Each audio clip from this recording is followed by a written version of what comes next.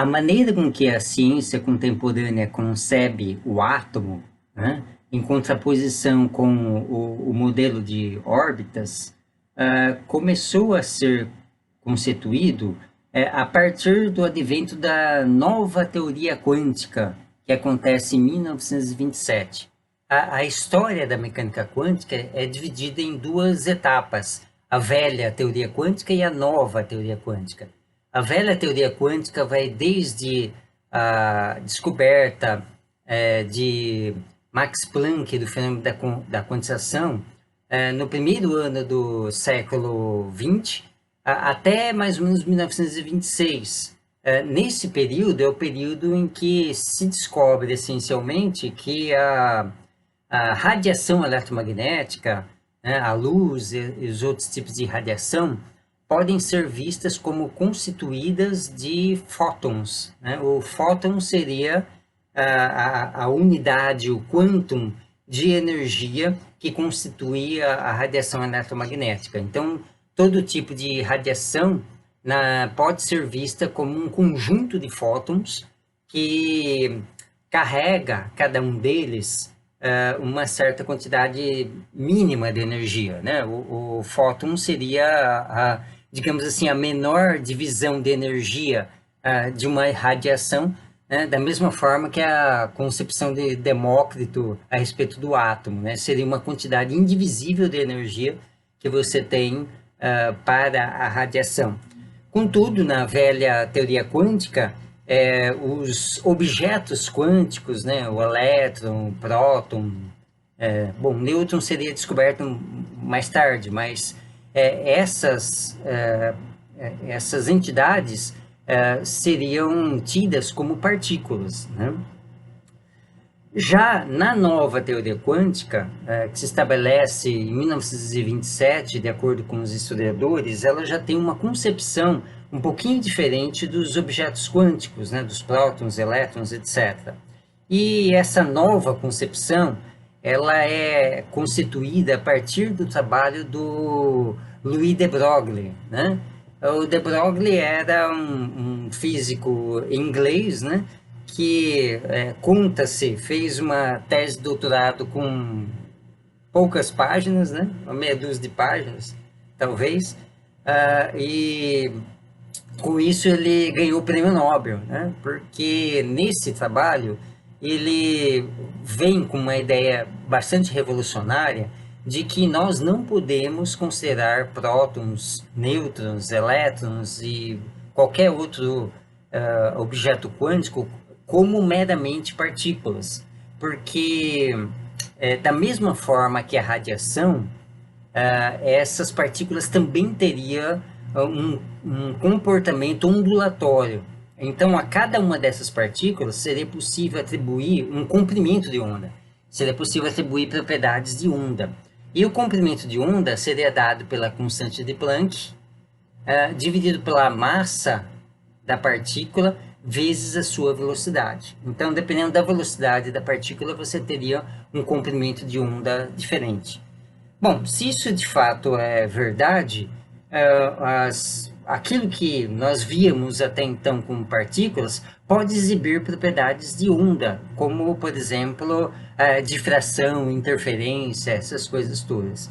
E, de fato, isso é uma verdade científica porque, por exemplo, a partir dessa ideia foi possível construir equipamentos baseados nas propriedades ondulatórias das partículas, como, por exemplo, os microscópios eletrônicos, né? Então, o microscópio óptico funciona por causa das propriedades de onda da luz, e os microscópios eletrônicos funcionam devido às propriedades ondulatórias dos elétrons, né? Que você tem um feixe de elétrons que tem um certo comprimento de onda e esse feixe de elétrons vai poder se comportar como uma onda e, digamos assim, obedecer os princípios ópticos que são necessários para você ampliar imagens, né?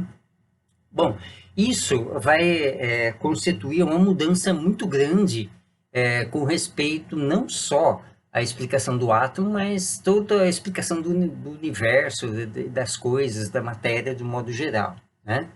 Então, era preciso considerar que quando uma partícula viaja pelo espaço com uma certa velocidade, ela também exibe propriedades ondulatórias, né? A grande questão seria se perguntar que tipo de onda que seria essa, né? Então, os físicos e cientistas da época passaram a trabalhar com alguma teoria que envolvesse essa onda, a amplitude dessa onda, né? Que vai ser chamada de psi, né? Vai se usar a letra grega psi para representar essa onda. E a grande questão seria que tipo de onda ela seria, né? Então, você tem que, no caso de a onda do som, você tem o movimento das moléculas do ar que o constituem. Quando você tem uma onda no mar, você tem a própria água que se eleva e se abaixa, né? Que constitui a natureza, né? É a constituição dessa onda. Quando você tem uma onda eletromagnética, são os campos elétricos e magnéticos que oscilam, né? O que dá substância a essa onda. Mas no caso dessa onda quântica que está associada ao que antes se via como partícula, do que ela é feita? Então, os cientistas se debruçaram assim, durante meses, anos sobre isso, com muitos debates entre eles, até que o Max Born formulou uma hipótese, que é a hipótese que vigora até hoje, de que essa onda, que está associada ao que antes se via como partícula, é constituída de probabilidade. Então, essa onda seria uma onda de probabilidade, né? Então, não exatamente a amplitude dessa onda, mas a intensidade dessa onda, né? Então, toda vez que você tem uma onda e você quer determinar a intensidade dessa onda, você tem que pegar a amplitude, que é o psi, e elevar ao quadrado. Então, a formulação do Max Born foi de que essa intensidade de onda ela é proporcional a uma probabilidade, né? Probabilidade de quê? Né? Probabilidade de que o elétron, né, ou a partícula qualquer que você está tentando estudar, seria a probabilidade de ela se manifestar num certo volume do espaço, né? Então, a razão entre a probabilidade e o volume daria a intensidade dessa onda, né, ao quadrado, tá? A intensidade dessa onda, né, seria a amplitude ao quadrado, tá?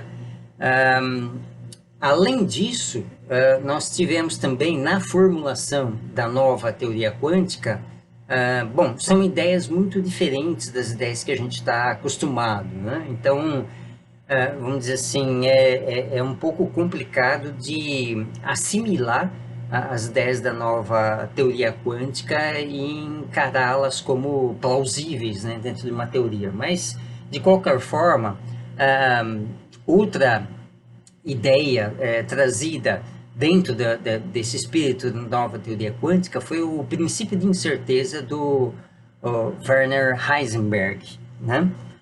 Bom, o princípio de incerteza tem muitas interpretações, né? Ele, de certa forma, nos diz que você não tem acesso a valores de grandezas conjugadas, né? Como, por exemplo, a posição de uma partícula e a quantidade de movimento dessa partícula, que é proporcional à sua velocidade, ao mesmo tempo com uma precisão infinita, né? Então, você não pode ter certeza absoluta da posição de uma partícula ao mesmo tempo que você tem certeza absoluta da velocidade ou da quantidade de movimento dessa partícula.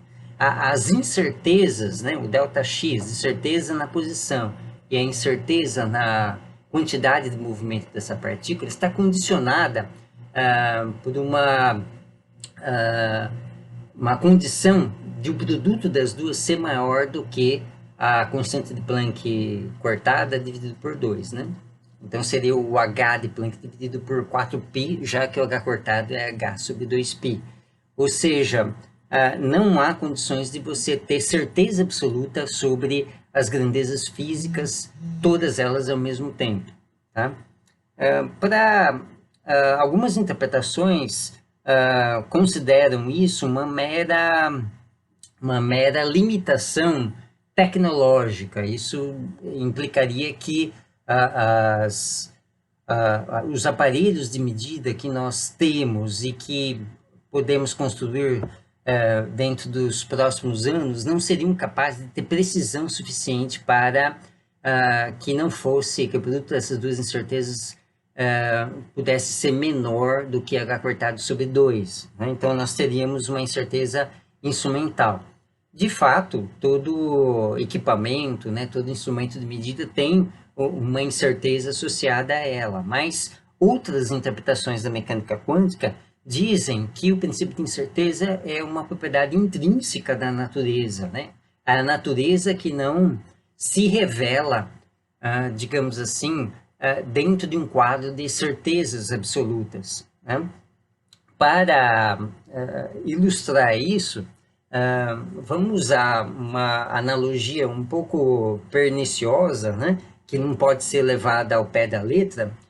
Imagine o seguinte, quando Deus criou o universo, será que ele imaginou todos os detalhes na menor filigrana possível? Ou seja, será que a consciência de Deus, nesse momento, foi absolutamente infinita? Ou seja, ele concebeu as coisas, concebeu a Terra, o sistema solar, a galáxia como um todo, todas as galáxias, mas será que ele imaginou todos os átomos que compõem todas as substâncias, os elétrons que estão dentro dos átomos? Ou seja, será que a consciência de Deus abrangeu o microscópico até um tamanho infinitamente pequeno, ou a consciência foi limitada em termos de parar em algum momento, né?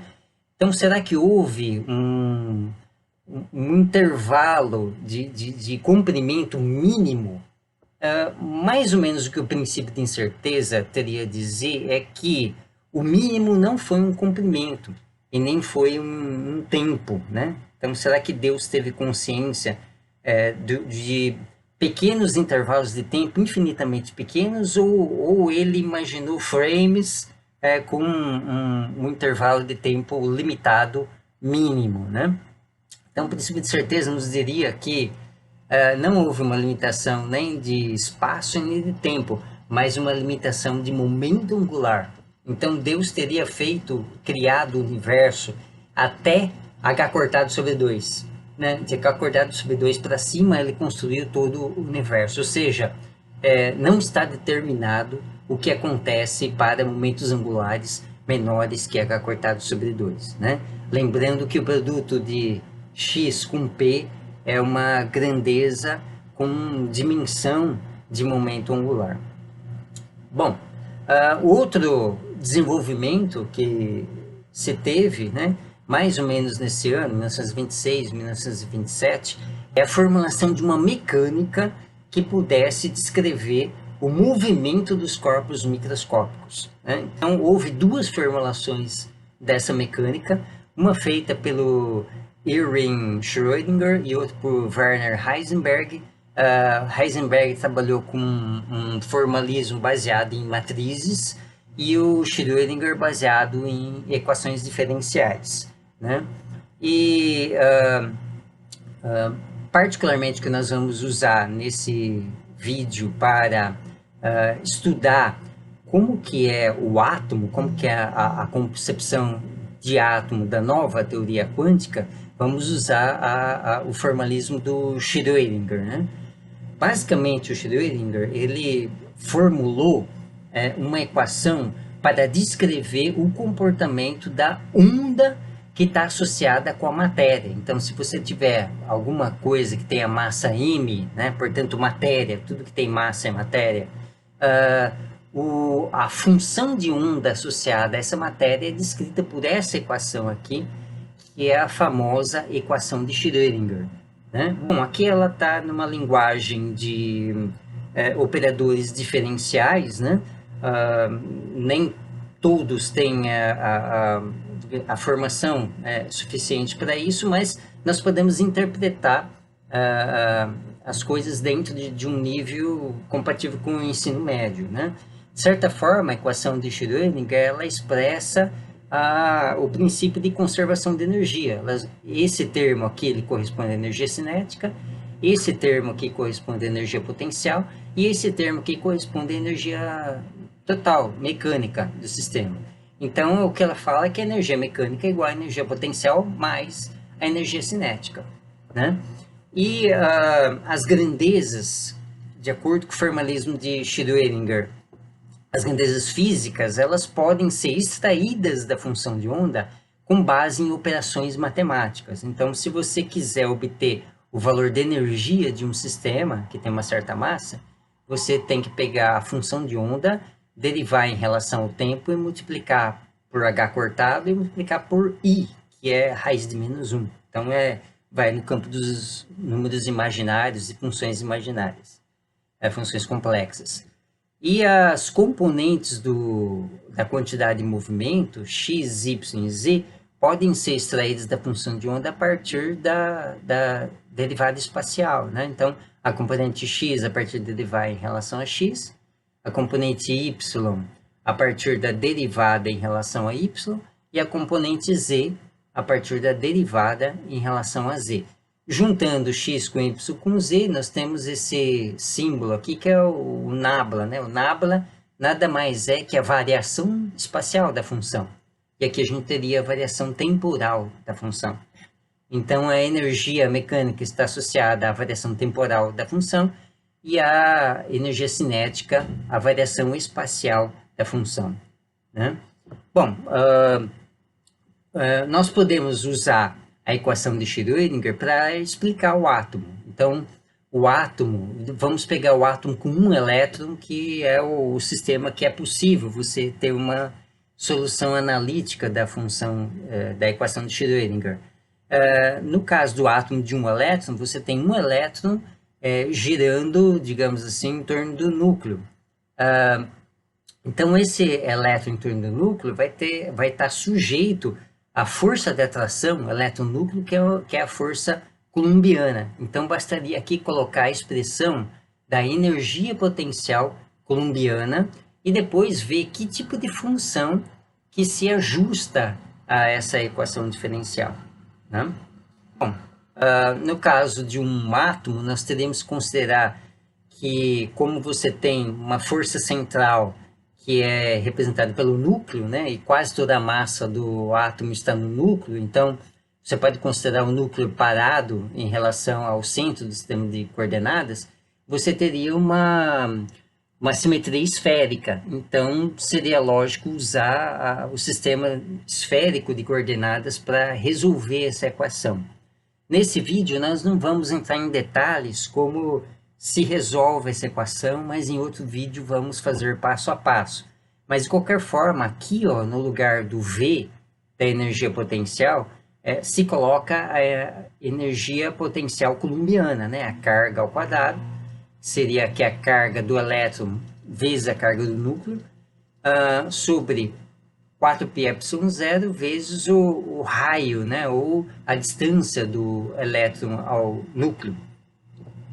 Bom, de certa forma, se você imaginar o elétron girando em torno do núcleo como uma partícula, esse R representaria a distância do elétron ao núcleo. Mas, agora, com o trabalho do de Broglie, da formulação da componente ondulatória, do comportamento ondulatório do elétron, isso já perde a validade, porque se formos considerar que o elétron pode ser uma onda, ou ele é também uma onda não tem como característica estar concentrada num ponto do espaço, mas ela está espalhada numa certa região do espaço. Então, esse R não vai representar a localização do elétron, esse R vai representar a localização de um ponto do espaço, tá? E nós vamos tentar descobrir qual que é o valor da função de onda nesse ponto do espaço. Agora, em coordenadas esféricas, Um ponto no espaço, ele pode ser caracterizado pela distância até o núcleo, mas também por ângulos, né? O ângulo θ e o ângulo φ. Esses ângulos aqui são semelhantes à latitude e longitude para a localização de um corpo na superfície da Terra, né? Então, esse θ é chamado de ângulo zenital, que ele representa o ângulo em relação a um eixo Z vertical, né? E o φ representa o ângulo no plano XY, que seria perpendicular ao Z. Então, esse ângulo seria o ângulo zenital. Então, nós teremos que descobrir como que é a função de onda em termos de R, θ e φ, ou seja, a função de onda em cada ponto do espaço. E fazendo isso, contratando-se matemáticos para calcular que funções seriam compatíveis com a equação de Schrödinger, nós vemos que muitas funções podem ser compatíveis. E essas funções são caracterizadas por números inteiros, né? Esses números inteiros também são chamados de números quânticos. E são 3 números quânticos, daqui a pouco vamos falar de um quarto. O primeiro é chamado de N, o segundo de L e o terceiro de M. Cada um deles é associado a uma grandeza física diferente que você pode mensurar num átomo. Este N tem o mesmo significado do modelo de Bohr, ele significa o nível de energia. Então, você tem o primeiro nível de energia, o segundo nível de energia, o terceiro nível de energia. Não, o primeiro nível de energia, o segundo nível de energia, o terceiro nível de energia, aqui embaixo, né? Mas para cada nível de energia, nós temos valores de L e M diferentes, né? O L ele está associado ao momento angular orbital do elétron em torno do núcleo. Isso significa que ele representa o quão rápido o elétron giraria em torno do núcleo, ou quão rápido a onda do elétron giraria em torno do núcleo, né? Então, esse L, para que exista as soluções da equação de Schrödinger, esse L pode ter valores inteiros também desde o zero. Só que a condição para que haja solução é que o L seja menor do que o N. O L não pode ser igual ao N. Então, se o L é menor que o N, quando o N é igual a 1, o único valor do L possível seria zero, né? Quando o N é igual a 2, o L pode ser 0 e 1. Quando o N é igual a 3, ele pode ser 0, 1 e 2, que não está aqui nessa imagem, tá? E o M, que seria o terceiro número quântico, M índice L, ele está associado à magnetização possível do átomo. Também está associado à componente Z do momento angular orbital, que é outra grandeza que pode se medir. O M ele é condicionado aos valores de L. O M varia de menos L até mais L. Então, se o L é 0, o M só pode ser 0. Se o L é 1, o M pode ser mais ou menos 1 ou pode ser 0. Se o L for 2, o M pode ser menos 2, menos 1, 0, 1 e 2. Então, teremos 5 valores. Cada combinação diferente de números aqui, nós chamamos de estado quântico. Então, cada uma dessas configurações corresponde a um estado quântico diferente, e a cada um desses estados quânticos, a função que se ajusta à equação de Schrödinger é uma função diferente, né? Então, note o seguinte, que esse primeiro estado, que é chamado de estado fundamental, que é o estado de menor energia, a única função de onda possível é uma função de onda que depende apenas de R. Ele não vai depender nem de θ e nem de φ. Não tem nenhum termo aqui que depende de θ e φ. Como nessa tem, por exemplo, o estado 210, ele tem um termo aqui que é cosseno de θ. Então, vai ser uma função que depende de θ. O 2,1 mais ou menos 1 também tem aqui uma função que depende de θ, que é o seno de θ, né? Mas essa primeira não tem nada que envolva θ. Bom, de posse da função de onda, o que nós podemos dizer sobre o átomo? Se nós formos pensar no modelo de átomo ou na aparência do átomo, o que uma função de onda poderia nos dar a respeito da aparência do átomo? Então vamos imaginar que o átomo de hidrogênio esteja no seu estado fundamental.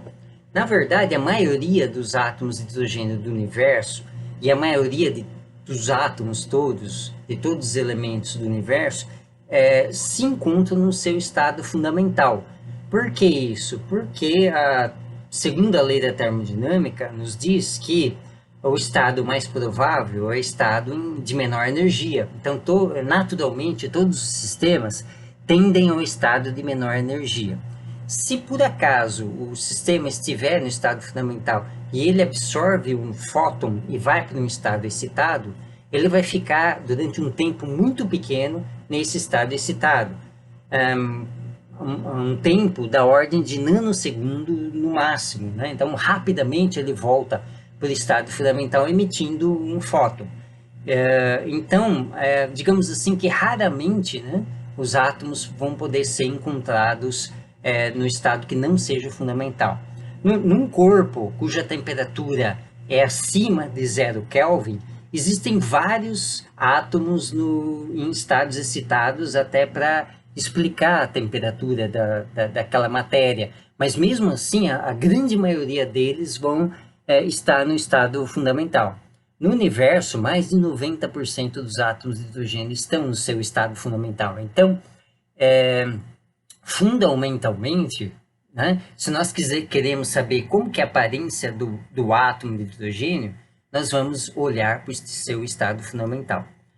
Mas qual que é a relação entre a aparência do átomo e a função de onda? Bom, a aparência, quando nós falamos em aparência, nós vamos nos referir àquilo que outro átomo sentiria a partir de um átomo de hidrogênio no estado fundamental. Então, se eu aproximar outro átomo desse átomo de hidrogênio, como que esse outro átomo vai sentir aquele primeiro? Bom, o sentir significa interação eletromagnética. É a forma com que os átomos interagem, formando moléculas, ou mesmo, vamos dizer assim, se repelindo, né? Se forem, por exemplo, um átomo de um gás nobre com outro átomo de gás nobre, eles não vão se ligar, mas vão se repelir dentro do seu movimento ao longo do espaço, né? Mas essa interação entre os átomos é uma interação de natureza eletromagnética. Então, a aparência do átomo vai se referir a como que é o campo eletromagnético na região do átomo. E a mecânica quântica é muito clara em definir qual que é a distribuição de cargas da eletrosfera a partir da função de onda, né? Então, para que possamos chegar a isso, nós temos que tomar o módulo da função de onda ao quadrado, mas como a função de onda é uma função complexa, seria a mesma coisa de nós pegarmos a função conjugada e multiplicarmos pela própria função de onda. Isso aqui seria o módulo ao quadrado da função de onda ou a intensidade da onda. Se nós multiplicarmos isso pela carga do elétron, já que estamos nos referindo ao átomo de hidrogênio que tem um elétron só, ao multiplicar isso pela carga do elétron, o resultado vai nos dar a distribuição de carga elétrica que temos no átomo, ou a distribuição de carga representada pela eletrosfera. Se nós formos fazer isso com o estado fundamental, pegar essa função aqui, essencialmente nós precisaríamos pegar essa função, elevar ao quadrado e multiplicar pela carga do elétron. Bom, mas aqui nós temos uma constante, então ao elevar essa constante ao quadrado, continuaríamos a ter uma constante, e aqui nós temos uma exponencial em R. Então nós temos uma função que varia exponencialmente com R com uma potência negativa. Então, ela cai exponencialmente conforme nos afastamos do núcleo, né? O R seria a distância de um ponto ao núcleo. Se levarmos isso aqui ao quadrado, vai dar simplesmente E a menos 2ER sobre zero. Continua sendo uma função exponencial. E reparem que não temos nada em termos de θ ou φ.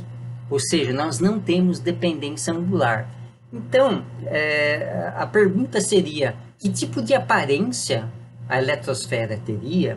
Ou que tipo de aparência a distribuição de carga elétrica teria, num caso de que essa distribuição de cargas é dada, né, é descrita por uma função que não depende nem de θ e nem de φ, ou seja, ela é simétrica com relação aos ângulos, né? Qualquer que seja o ângulo, ela tem que ser igual, já que ela não depende dos ângulos. Então, o tipo de lugar geométrico que tem essa propriedade, que não se altera com os ângulos, é a esfera, né? Então, isso significa que o átomo de hidrogênio, no seu estado fundamental, ele é esférico. Nada de órbita, né? Nada de elétron com uma bolinha girando em torno do núcleo, né? O elétron é simplesmente uma esfera em torno do núcleo. Também não é uma esfera que termina abruptamente numa distância do núcleo, como no caso de uma esfera maciça rígida. Essa esfera, né, não pode ser vista dessa maneira, porque a dependência em R, né, é exponencial, ou seja, ela é uma coisa que vai diminuindo conforme a gente se distancia do núcleo, ou seja, essa esfera ela vai ficando cada vez menos densa conforme nós nos afastamos do núcleo. Então, não tem propriamente uma fronteira nessa eletrosfera. É mais ou menos como a atmosfera da Terra. Conforme nós vamos a altitudes maiores, ela vai ficando menos densa, mas não tem um ponto em que você diz, a partir de agora não há mais atmosfera. É a mesma coisa o elétron em torno do núcleo. Mas prestem bem atenção que nós estamos falando de um único elétron. Esse único elétron tem a sua carga distribuída dessa forma, de maneira esférica em torno do núcleo, né? Então, digamos assim, esse desenho que nós temos aqui é um desenho muito mais fidedigno do que a nova teoria quântica e a ciência nos dias de hoje nos fala sobre o átomo. Outra coisa bastante interessante é que nesse estado fundamental, que é o estado em que a maioria dos átomos se encontram, repare que o número quântico que representa o momento angular orbital é zero, né? Isso significa que o momento angular orbital que representa o quão intensamente a eletrosfera giraria em torno do núcleo tem intensidade zero, tem valor zero. Depois nós vamos ver isso com mais detalhes, como que a gente calcula exatamente qual que é o valor da grandeza momento angular orbital. Mas no estado fundamental, o momento angular orbital da eletrosfera é nulo. Isso significa que eu não posso dizer que essa eletrosfera está girando em torno do núcleo. Em princípio, essa eletrosfera vai estar parada, né? Então, também a concepção de que o elétron gira em torno do núcleo é uma concepção que tem que ser revista agora dentro do modelo da nova teoria quântica, né? Até poderia se perguntar, bom, se o elétron é uma nuvem eletrônica em torno do núcleo, por que e não gira, né? Por que ela não cai dentro do núcleo? Porque tem duas coisas que impedem isso, que são, na verdade, a mesma coisa, mas descritas de maneira independente, né? Mas elas estão ligadas ao princípio de incerteza, né? Então, o princípio de incerteza é uma dessas coisas e o comprimento de onda do elétron é outra coisa, né? O princípio de incerteza ele impede porque esse tamanho digamos assim, relativo de elétron, é o menor tamanho possível dentro do estado de variação de energia que o elétron tem aí. Aliás, não estado de variação de energia, mas estado de variação da quantidade de movimento, né? Se você conceber dentro do modelo de partículas, se você conceber o elétron girando em torno do núcleo, ele deveria ter a quantidade de movimento indo numa direção em determinado instante de tempo e em outra direção em outro determinado instante de tempo. Então, você teria uma variação que seria 2 vezes o valor da quantidade de movimento dele em algum instante de tempo específico. Então, isso te dá uma certa incerteza na quantidade de movimento do elétron. E essa incerteza permanece mesmo nesse modelo mais recente. Mas você ter uma incerteza limitada na quantidade de movimento te faz, como consequência, que você também tem uma incerteza na posição, no ΔX do elétron.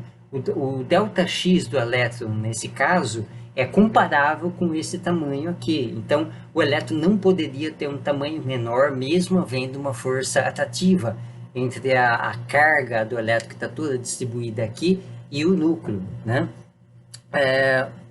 Outro detalhe é o comprimento de onda do elétron, né? Então, se você tem a energia que o elétron tem nesse estado fundamental, você também tem uma certa quantidade de movimento que ele tem, mesmo não estando girando, né? Essa é uma quantidade de movimento por incerteza. Você também tem um comprimento de onda, e o comprimento de onda do elétron é compatível com esse tamanho aqui. Isso significa que, para o nível de energia que os elétrons têm em torno do núcleo, nos átomos, eles não podem se concentrar em regiões menores do que isso, né? Do que valores que são próximos ao tamanho do átomo, né? Que é da ordem de angstroms, porque o comprimento de onda deles é dessa ordem. Então, você não pode ter um objeto quântico, né? Um elétron, um próton, concentrado numa região menor do que seu comprimento de onda. O comprimento de onda ele estabelece um limite para o tamanho dessas partículas, digamos assim, que não são mais partículas, né? Hoje em dia, com o desenvolvimento da tecnologia, já foi possível construir microscópios cuja precisão seja semelhante ao tamanho de um átomo. Então, um desses microscópios é o microscópio de tunelamento, né?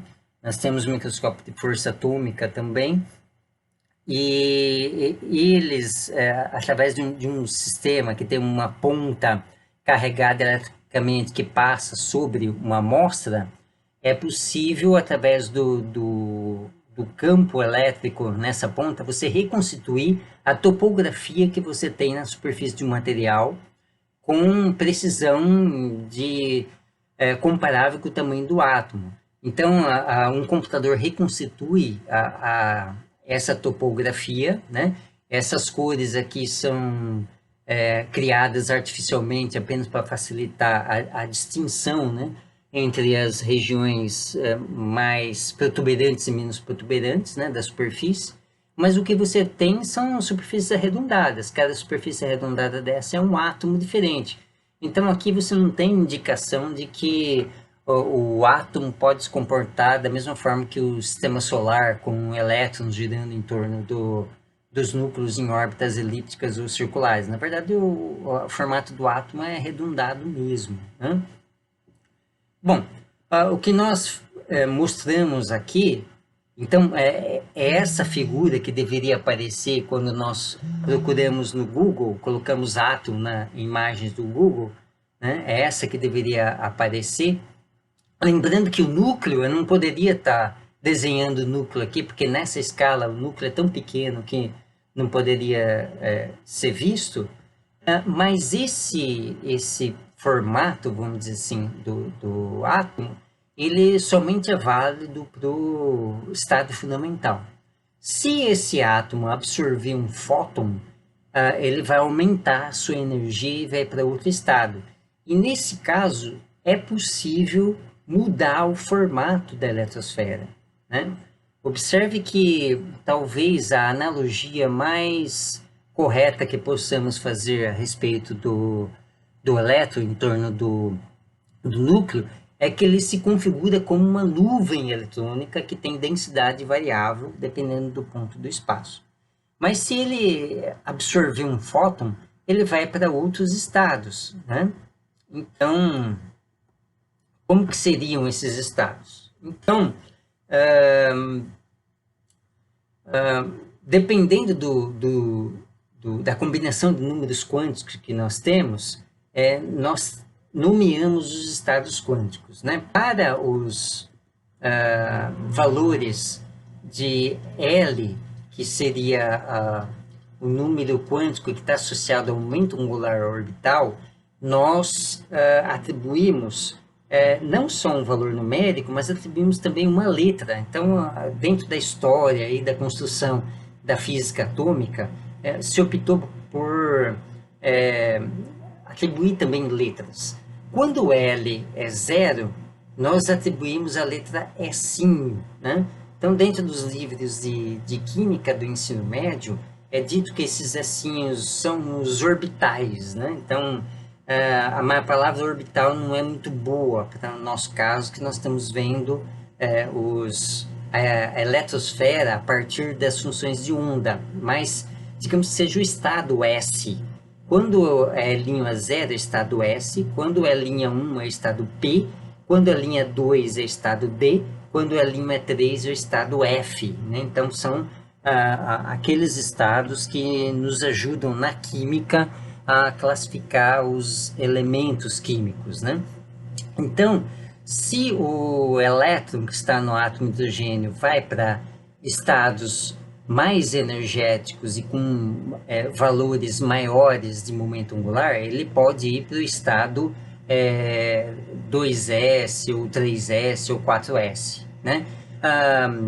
Veja bem que a resolução da equação de Schrödinger nos mostra que o L tem que ser menor do que o N. Depois a gente vai ver em detalhes isso. Mas quando o N é 1, o L só pode ser 0. Então, esse estado aqui é 1s. Repare que não é possível 1p, porque no caso de 1p, eu teria N igual a 1 e L igual a 1. E o L não pode ser igual ao N. Mas nós temos o estado 2p, que seria esse aqui. Mas temos o 2s também, que seria esse aqui. Esse seria o 3s e esse seria o 3p. Lá embaixo teria o 3,2, esse 3,2 seria o 3D, né? E mais embaixo ainda teria o 4,3, esse 4,3 seria o 4F, né? Então, para esses estados excitados, né, estados de maior energia, maior valor de momento angular orbital, nós temos diferentes funções de onda e isso nos vai dar diferentes configurações eletrônicas. O 2s, por exemplo, ele, além da exponencial, ele tem outra função aqui multiplicando que depende de r, que é um polinômio. E um polinômio está associado a zeros, né? Os polinômios têm zeros, então essa função vai ter zeros para alguns valores de r. Então, isso significa que a densidade de probabilidade, que seria o psi ao quadrado, que nos dá a distribuição de cargas, também vai ter zeros. Então, vai ter distâncias ao núcleo em que a densidade de cargas vai ser próxima de zero, e em outras distâncias a intensidade vai ser diferente de zero. Então, isso vai dar uma configuração dessa maneira aqui, ó. Um S, como vimos, né? Uma distribuição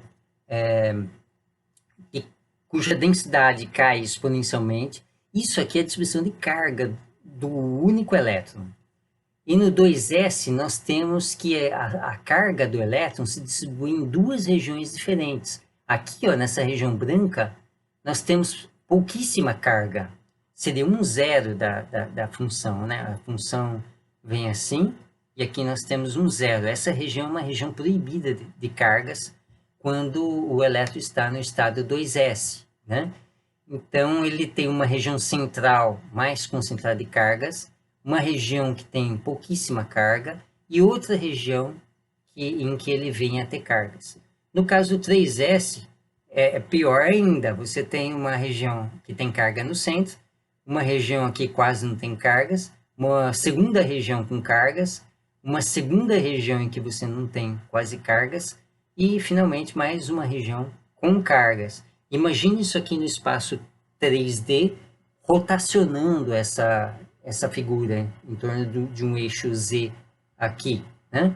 Então, isso é um pouquinho complicado para a gente visualizar, né? Para a gente não visualizar, visualizar não é tão difícil, mas talvez aceitar o fato de que o elétron se distribui em várias regiões, um único elétron se distribui em várias regiões que não estão interconectadas entre si, em que há espaços vazios entre elas, né? Isso me lembra muito um personagem de um desenho que eu assistia quando era jovem, que chamava Os Herculoides, né? Se vocês puderem procurar os Herculoides no YouTube, não sei se tem episódios disponíveis, mas se tiverem, assista. Então, era um episódio em que, uma série em que um menino, ele é um menino de outro planeta, ele tem vários animais fantásticos, né? Um grande gorila de pedra, um dinossauro, um dragão que emite raio laser dos olhos, né? Mas ele, além desses, tem duas criaturas que eu não lembro o nome, que são criaturas brancas de formato variável, eles têm controle pelo próprio formato, e eventualmente eles podem se dividir em dois ou em três, e mesmo assim continuam sendo um único ser, né? Pois o elétron em torno do núcleo ele tem essa propriedade, ele pode se distribuir em partes, né? Embora essas partes sejam indivisíveis, a gente não consegue separar esse meio, levar esse meio para um lugar e esse entorno para outro lugar. Não, essas partes são inseparáveis, mas ele se distribui em regiões que não estão interconectadas, em regiões que têm um vazio no meio. Mas esse é o elétron que nós temos na mecânica quântica, né? Então, por exemplo, esse desenho representa um único elétron. Mas nós temos que lembrar também que esse elétron é uma onda, né? Uma onda não é necessariamente uma senoidal, uma cossenoidal. Ele pode ter um formato tridimensional bastante complexo. Então, na verdade, o que nós temos aqui, levando em conta a teoria ondulatória da mecânica quântica, é que nessa região a onda que representa o elétron, ela faz interferência destrutiva consigo mesmo. Por isso que aqui a carga é tão pouco concentrada. E nessa região ela faz interferência construtiva consigo mesmo. Por isso que nós temos uma concentração maior de cargas aqui. Lembrando também que isso é apenas uma representação. Tem outras maneiras da gente representar a distribuição de carga do elétron em torno do núcleo. Essa aqui é uma delas. Eu não gosto muito dessa, né? É chamada de sólida, né? Uma representação sólida. Ela não mostra muito a variação da densidade de probabilidade, da densidade de cargas ao longo de R, né? Então você não tem essa noção, né? Então por isso que eu prefiro essa daqui. Essa aqui dá para ver que conforme a gente está saindo da região onde está o átomo, a eletrosfera vai ficando enfraquecida, né? A sua densidade vai diminuindo, né? Aqui nós temos uma figura que mostra de maneira um pouco melhor como que é o estado fundamental, né? Aquele estado que nós temos o elétron, vamos dizer, num formato esférico, sem girar em torno do núcleo, né? Concentrado aqui.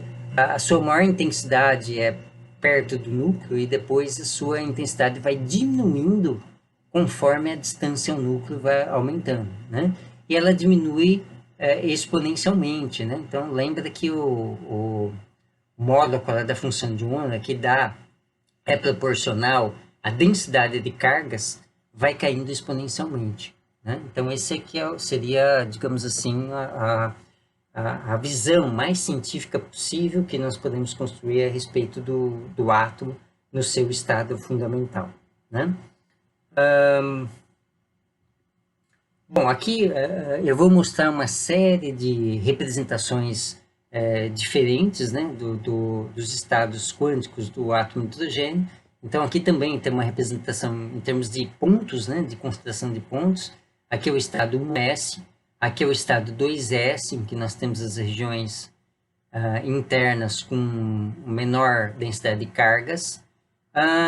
Aqui seria o 3s, que nós vimos já, né? Mas aqui nós temos o 2p, o estado 2p. Olha só que coisa interessante que seria o elétron no estado 2p. Bom, quando o elétron está no seu estado fundamental 1s e ele absorve um fóton, o fóton ele transporta tanto energia quanto quantidade de movimento. Então, a energia desse elétron vai aumentar de 1 para 2, e a quantidade de movimento também vai aumentar, a quantidade de movimento angular também vai aumentar, de S para P. Então, provavelmente esse elétron vai passar do estado 1s para o estado 2p.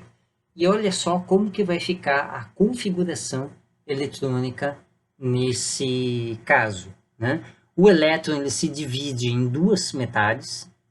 Cada uma das metades teria, digamos assim, um enfraquecimento conforme se distancia do núcleo, e o núcleo está bem aqui na região central.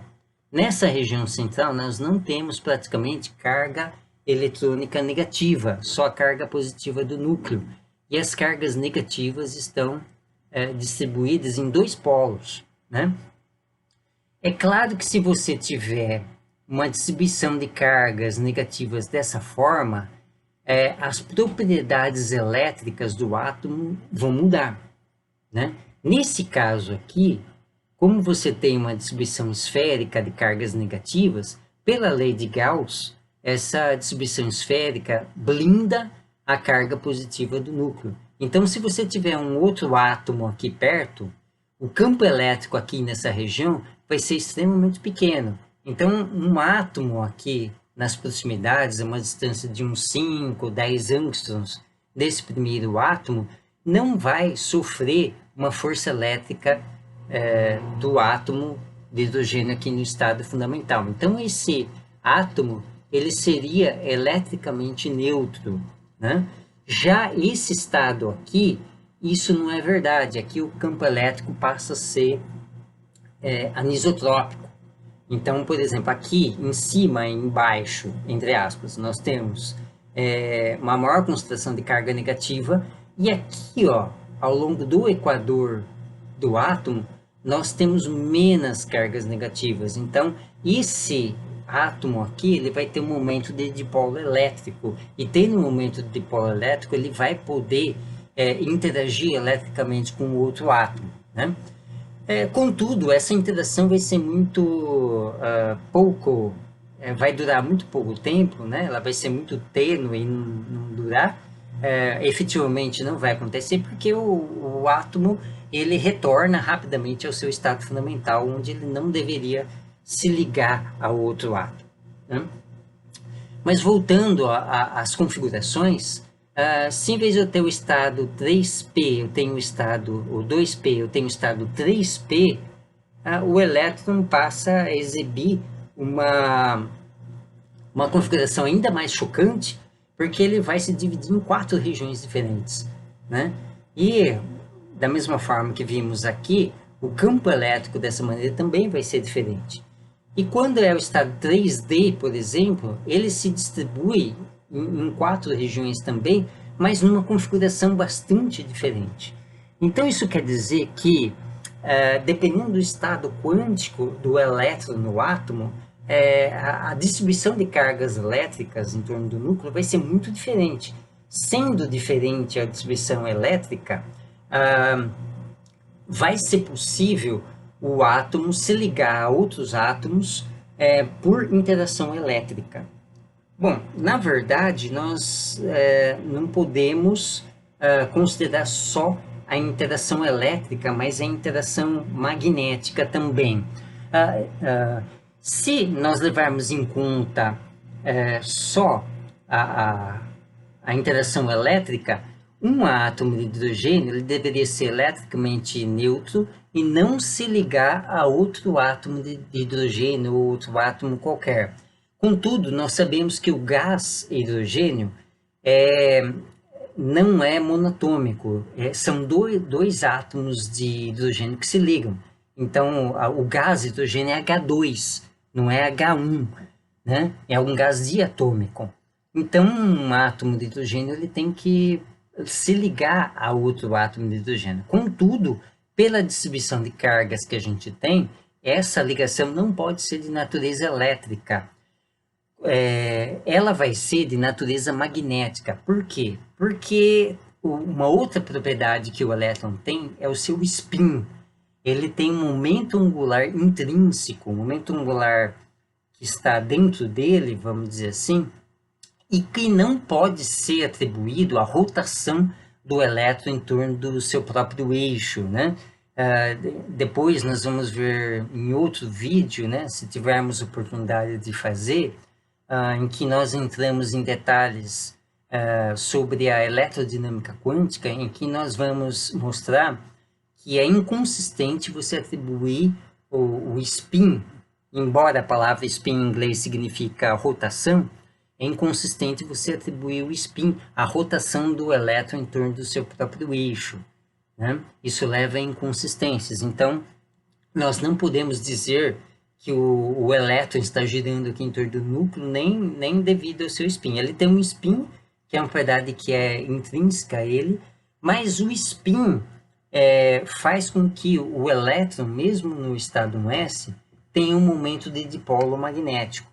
E ao ter um momento de dipolo magnético, ele poderia se ligar por interação magnética com outro átomo de hidrogênio. Então, dois átomos de hidrogênio, eles se ligam magneticamente. Então, um se orienta com o spin para cima e outro se orienta com o spin para baixo. Então, parece muito aquela caixinha que nós colocamos um elétron com spin para cima e um elétron com spin para baixo.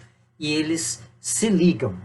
Quando você tem dois átomos de hidrogênio ligados, você vai ter uma blindagem magnética, porque quando você pega um momento magnético com um polo norte para cima e outro com o polo norte para baixo, ao juntar os dois você tem uma anulação. Então você vai ter uma molécula que não vai poder interagir magneticamente.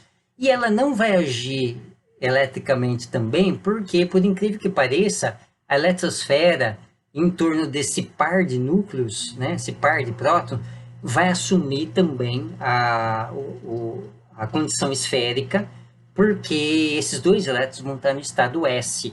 E uma condição que nós vamos ver mais para frente, devido à universalidade da quantização do momento angular, é que toda vez que os elétrons estiverem no estado S, a eletrosfera vai ser esférica, porque no estado S a função de onda não depende nem de θ e nem de φ. Então, como os elétrons da molécula do H2 vai estar no estado 1s, ambos esses elétrons, eu vou ter uma molécula cuja eletrosfera vai ser esférica e que não vai ter um aumento de polo magnético não nulo, né? Então vai ser uma molécula nula, tanto do ponto de vista magnético quanto do ponto de vista elétrico. Então vai ser uma molécula que não vai se ligar a outras moléculas e, portanto, ela vai ter vai estar no estado gasoso. Na verdade, o modelo da nova mecânica quântica para o átomo também vai explicar para a gente por que a matéria muda de estado quando muda a temperatura da substância, né? E isso está associado ao fato de que a eletrosfera ela não cai abruptamente, mas ela diminui exponencialmente, né? Mas isso vai ser objeto de outro vídeo. Aqui nós temos uma outra representação, essa é a que eu mais gosto, sobre o elétron no hidrogênio no estado P. Mas eu digo para vocês também que, devido à universalidade da quantização do momento angular, os elétrons que tiverem no estado P em átomos multieletrônicos vão estar com essa configuração geométrica, né? A carga deles vai estar distribuída dessa forma, né? Então, nós vemos o elétron distribuído em duas regiões diferentes, né? Então, isso aqui a gente teria uma eletrosfera, e que a intensidade da eletrosfera também vai diminuindo conforme vamos nos afastando do núcleo. Aqui é uma outra representação ainda, né? Esse aqui seria o estado 2p0, 2p0, mas temos também o 2p1. Quando o m é igual a 1, nós temos uma configuração que ela está orientada de outra forma, né? Então, isso explica as diferentes orientações da eletrosfera, né, no estado P, né? Nós vamos ver isso com mais profundidade no vídeo em que vamos fazer as contas, né, da solução da equação de Schrödinger. Em outro vídeo, nós vamos falar um pouquinho sobre a quantização universal do momento angular e como isso pode ser utilizado para estudar os átomos multieletrônicos dentro do esquema estabelecido pelo Linus Pauling. E aqui nós temos ainda outras figuras mostrando os diversos estados quânticos do hidrogênio, né? Então, aqui 200 significa o 2s, né? 300, o 3s. E aí nós temos outras configurações também, né? Isso aqui são estado 2p, 3p. Esse é outro configuração do 3p, dependendo de diferentes valores de m, né? Então, nós vemos que conforme os estados quânticos são de números quânticos maiores, a distribuição eletrônica em torno do núcleo vai ficando mais complexa. Olha só, esse aqui é o estado 4D, né? 4D com m igual a 1. Nesse estado, essa a real aparência do átomo, porque essa é a distribuição de cargas que você tem em torno do núcleo. Então, o átomo parece uma flor, né? A eletrosfera, ela se configura em torno do núcleo como se fosse uma flor. Evidentemente, como você não tem uma simetria na distribuição de cargas, isso vai fazer com que o átomo nesse estado, ou algum átomo multieletrônico cujos últimos elétrons estejam nesses estados, vão ter propriedades químicas específicas. Aqui é uma representação mais sólida.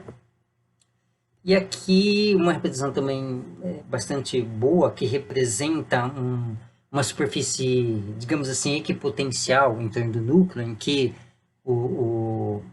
a densidade de probabilidade tem um valor constante, né? Mas, de certa forma, isso nos revela com alguns detalhes a mais como que é o formato da eletrosfera ou o formato do átomo, né? Em diversos estados quânticos, né? Então, isso é o átomo, isso seria como eu veria o átomo dependendo do estado quântico que ele tem, né? Dependendo do nível de energia que ele tem, dependendo do nível de momento angular orbital que ele tem, né? Lembrando que no estado S, o átomo, tanto aqui quanto aqui, o átomo ele é esférico, né? Outro detalhe, aqui nós temos o 2s e aqui o 3s. Veja que o tamanho do átomo para esses dois estados não é tão diferente. No modelo de Bohr, as órbitas dos elétrons são proporcionais a n². Isso significa que, conforme o n aumenta, o tamanho da órbita aumenta muito. Então, isso também é uma propriedade não verificada dos átomos, porque isso significa que, conforme os átomos absorvessem fótons, eles deveriam aumentar muito de tamanho, né? De fato, eles aumentam, mas o aumento de tamanho previsto pelo modelo de Bohr é incompatível com os resultados experimentais, né, que nós temos. E aqui é uma representação de como que é o formato da eletrosfera para o último elétron dos átomos multieletrônicos, né? Então, aqui, nas primeiras duas colunas da tabela periódica, nós temos que o formato O último elétron está no estado S, então o formato seria esférico. Aqui nós temos os átomos ali, tanto os gases nobres quanto aquelas duas colunas que antecedem a última coluna, né? Aquelas várias colunas são átomos cujos últimos elétrons estão no estado P. Aqui no meio da tabela periódica, os últimos elétrons estão no estado D. E nos lantanídeos e actinídeos, os últimos elétrons estão no estado F. Então, aqui mostra como que seria o formato da eletrosfera para esses últimos elétrons dos átomos multieletrônicos, né? Nós vemos que os formatos, eles são os formatos que as soluções da parte angular, né? Que de fato descreve os formatos, né? Da parte angular da solução da equação de Schrödinger para o átomo de hidrogênio. Isso pode ser, a parte angular pode ser estendida para os outros átomos também, mas isso vamos ver com mais detalhes adiante.